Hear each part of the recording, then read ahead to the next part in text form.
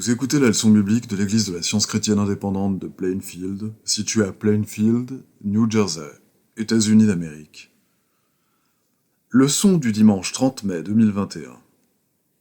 Sujet: la nécromancie ancienne et la moderne. Autrement dit, le mesmérisme et l'hypnotisme dénoncés. Texte dehors. Jean. Petits enfants, que personne ne vous séduise.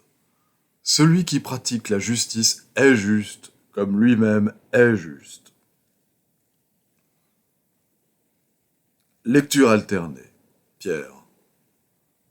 Humiliez-vous donc sous la puissante main de Dieu, afin qu'il vous élève au temps convenable. Et déchargez-vous sur lui de tous vos soucis, car lui-même prend soin de vous. Soyez sobre, veillez. Votre adversaire, le diable, rôde comme un lion rugissant, cherchant qui il dévorera. Résistez-lui avec une foi ferme. Le Dieu de toute grâce, qui vous a appelé en Jésus-Christ à sa gloire éternelle, après que vous aurez souffert un peu de temps, vous perfectionnera lui-même, vous affermira, vous fortifiera, vous rendra inébranlable. À lui soit la puissance au siècle des siècles. Amen. La Bible. Que personne ne vous séduise d'aucune manière, car il faut que l'apostasie soit arrivée auparavant, et qu'on ait vu paraître l'homme du péché, le fils de la perdition. L'adversaire qui s'élève au-dessus de tout ce qu'on appelle Dieu. Sache que dans les derniers jours, il y aura des temps difficiles, car les hommes seront égoïstes, amis de l'argent, fanfarons, hautains, blasphémateurs, rebelles à leurs parents, ingrats, irréligieux, insensibles, déloyaux, calomniateurs, intempérants, cruels, ennemis des gens de bien, traîtres, emportés, enflés d'orgueil, aimant le plaisir plus que Dieu, ayant l'apparence de la piété, mais reniant ce qui en fait la force. Éloigne-toi de ces hommes-là. Toi, demeure dans les choses que tu as apprises et reconnues certaines, sachant de qui tu les as apprises. Dès ton enfance, tu connais les saintes lettres qui peuvent te rendre sage à salut par la foi en Jésus-Christ. Toute écriture est inspirée de Dieu et utile pour enseigner, pour convaincre, pour corriger, pour instruire dans la justice, afin que l'homme de Dieu soit accompli et propre à toute bonne œuvre. Or il y avait un vieux prophète qui demeurait à Béthel. Ses fils vinrent lui raconter toutes les choses que l'homme de Dieu avait faites à Béthel ce jour-là, et les paroles qu'il avait dites au roi. Lorsqu'ils en eurent fait le récit à leur père, il leur dit: « Par quel chemin s'en est-il allé ?» Ses fils avaient vu par quel chemin s'en était allé l'homme de Dieu qui était venu de Juda. Et il dit à ses fils: « Scellez-moi l'âne. » Ils lui scellèrent l'âne, et il monta dessus. Il alla après l'homme de Dieu, et il le trouva assis sous un térébinthe. Il lui dit: « Es-tu l'homme de Dieu qui est venu de Juda ?» Il répondit: « Je le suis. » Alors il lui dit: « Viens avec moi à la maison et tu prendras quelque nourriture. » Mais il répondit: « Je ne puis ni retourner avec toi, ni entrer chez toi. Je ne mangerai point de pain, je ne boirai point d'eau avec toi en ce lieu-ci. Car il m'a été dit, par la parole de l'Éternel, tu n'y mangeras point de pain, et tu n'y boiras point d'eau, et tu ne prendras pas à ton retour le chemin par lequel tu seras allé. » Et il lui dit: « Moi aussi je suis prophète, comme toi, et un ange m'a parlé de la part de l'Éternel, et m'a dit: Ramène-le avec toi dans ta maison, et qu'il mange du pain et boive de l'eau. » Il lui mentait. L'homme de Dieu retourna avec lui, et il mangea du pain et but de l'eau dans sa maison. Comme ils étaient assis à table, la parole de l'Éternel fut adressée au prophète qui l'avait ramené. Et il cria à l'homme de Dieu qui était venu de Juda. Ainsi parle l'Éternel, parce que tu as été rebelle à l'ordre de l'Éternel, parce que tu es retourné et que tu as mangé du pain et bu de l'eau dans le lieu dont il t'avait dit, tu n'y mangeras point de pain et tu n'y boiras point d'eau. Ton cadavre n'entrera pas dans le sépulcre de tes pères. L'homme de Dieu s'en alla, et il fut rencontré dans le chemin par un lion qui le tua. Rends-moi justice, ô Dieu, défends ma cause contre une nation infidèle. Délivre-moi des hommes de fraude et d'iniquité. Toi, mon Dieu protecteur, envoie ta lumière et ta fidélité. Qu'elle me guide, qu'elle me conduise à ta montagne sainte et à tes demeures. J'irai vers l'autel de Dieu, ma joie et mon allégresse, et je te célébrerai sur la harpe, ô Dieu, mon Dieu. Pourquoi t'as-tu, mon âme, et gémis-tu au-dedans de moi? Espère en Dieu, car je le louerai encore. Il est mon salut et mon Dieu. Je vous exhorte donc, moi, le prisonnier dans le Seigneur, à marcher d'une manière digne de la vocation qui vous a été adressée, en toute humilité et douceur, avec patience, vous supportant les uns les autres avec charité, vous efforçant de conserver l'unité de l'esprit par le lien de la paix, jusqu'à ce que nous soyons tous parvenus à l'unité de la foi et de la connaissance du Fils de Dieu, à l'état d'homme fait, à la mesure de la stature parfaite de Christ, afin que nous ne soyons plus des enfants flottants et emportés à tout vent de doctrine par la tromperie des hommes, par leur ruse dans les moyens de séduction, mais que, professant la vérité dans la charité, nous croissions à tous égards en celui qui est le chef, Christ. Au reste, fortifiez-vous dans le Seigneur et par sa force toute puissante. Revêtez-vous de toutes les armes de Dieu, afin de pouvoir tenir ferme contre les ruses du diable. Car nous n'avons pas à lutter contre la chair et le sang, mais contre les dominations, contre les autorités, contre les princes de ce monde de ténèbres, contre les esprits méchants dans les lieux célestes. C'est pourquoi prenez toutes les armes de Dieu, afin de pouvoir résister dans le mauvais jour et tenir ferme après avoir tout surmonté. Tenez donc ferme. Ayez à vos reins la vérité pour ceinture. Revêtez la cuirasse de la justice. Mettez pour chaussure à vos pieds le zèle que donne l'évangile de paix. Prenez par-dessus tout cela le bouclier de la foi avec lequel vous pourrez éteindre tous les traits enflammés du malin. Prenez aussi le casque du salut et l'épée de l'esprit qui est la parole de Dieu. Faites en tout temps par l'esprit toutes sortes de prières et de supplications. Que la paix et la charité avec la foi soient données aux frères de la part de Dieu, le Père, et du Seigneur Jésus-Christ. Que la grâce soit avec tous ceux qui aiment notre Seigneur Jésus-Christ d'un amour inaltérable. Je vais maintenant lire les passages corrélatifs tirés du livre d'études de la science chrétienne, Science et santé, avec la clé des Écritures, de Mary Baker Eddy.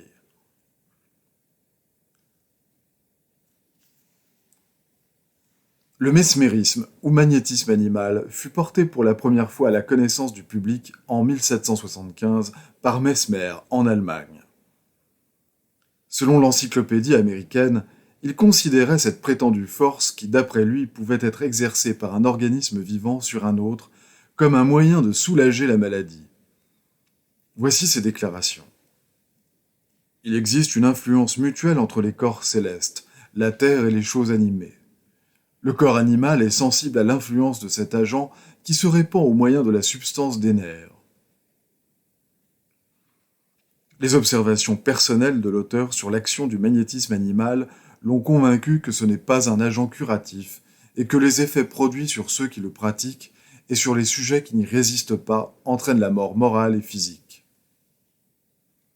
Si le magnétisme animal semble soulager ou guérir la maladie, cette apparence est trompeuse puisque l'erreur ne peut détruire les effets de l'erreur. Mieux vaut être mal à l'aise dans l'erreur que de s'y trouver à l'aise.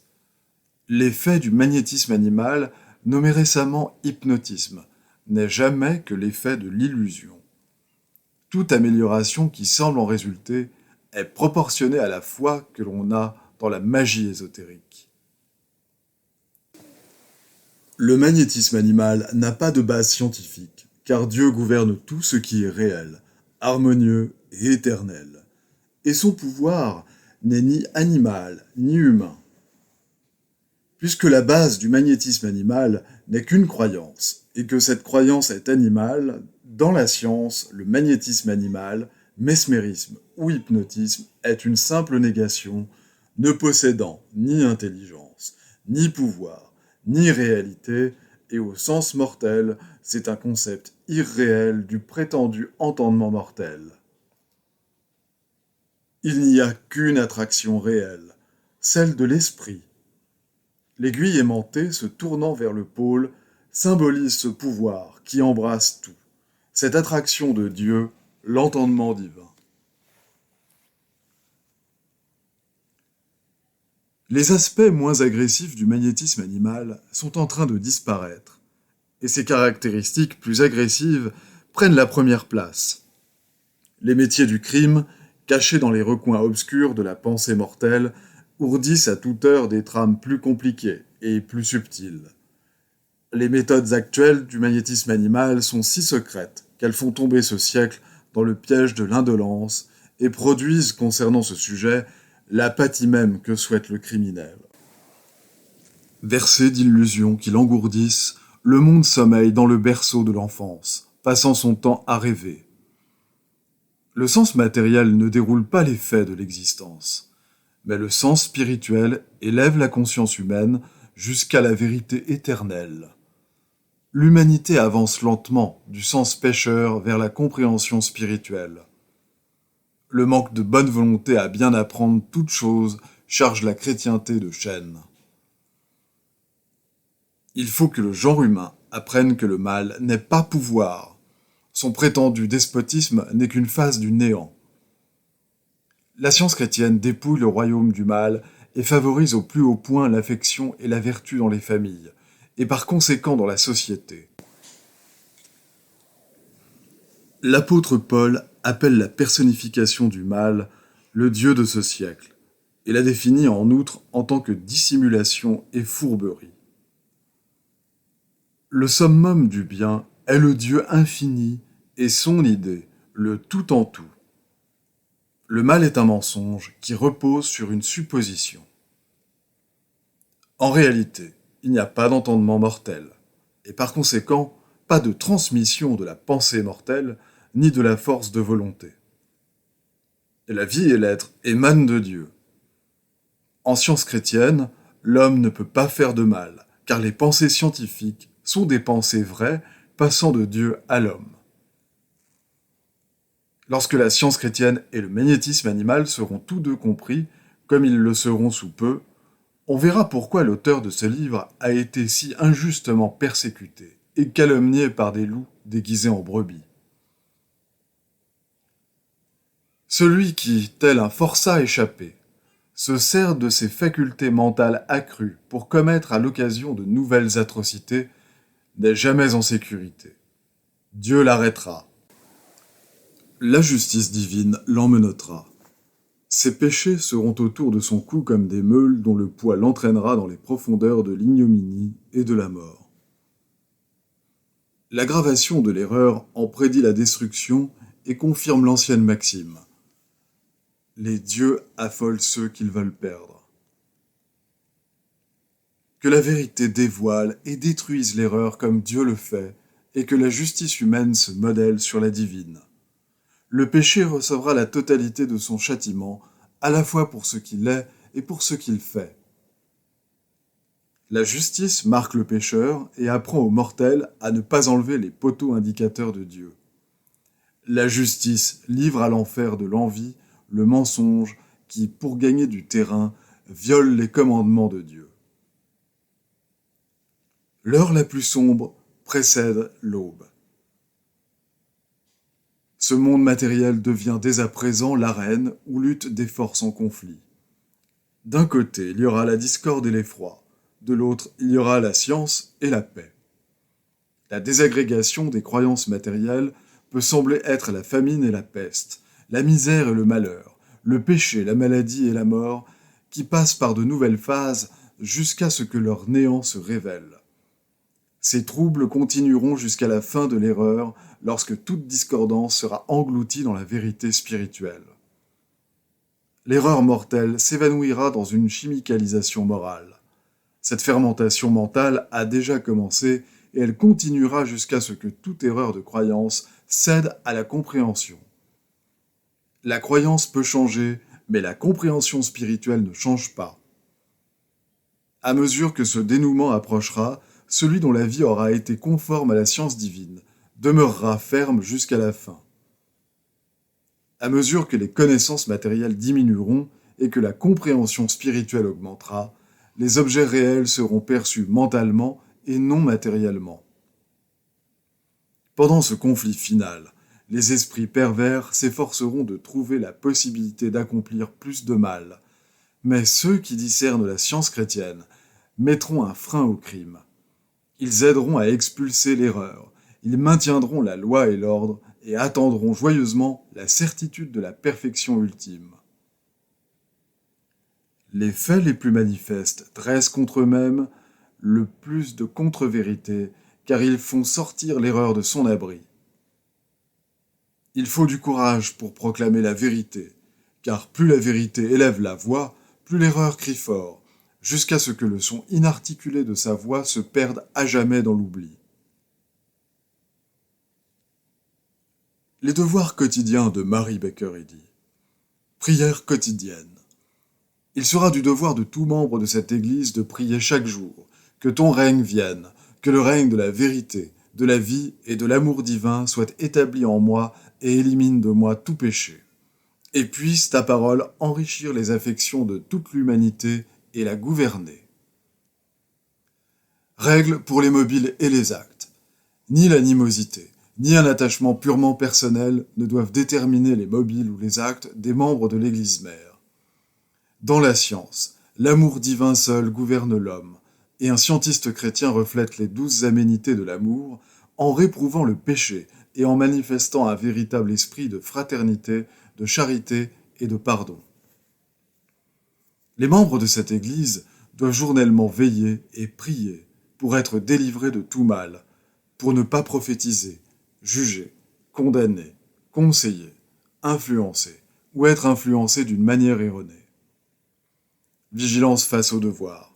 Il sera du devoir de chaque membre de cette Église de se défendre journellement contre la suggestion mentale agressive et de ne pas se laisser entraîner à oublier ou à négliger son devoir envers Dieu, envers son leader et envers l'humanité. Par ses œuvres, il sera jugé et justifié ou condamné.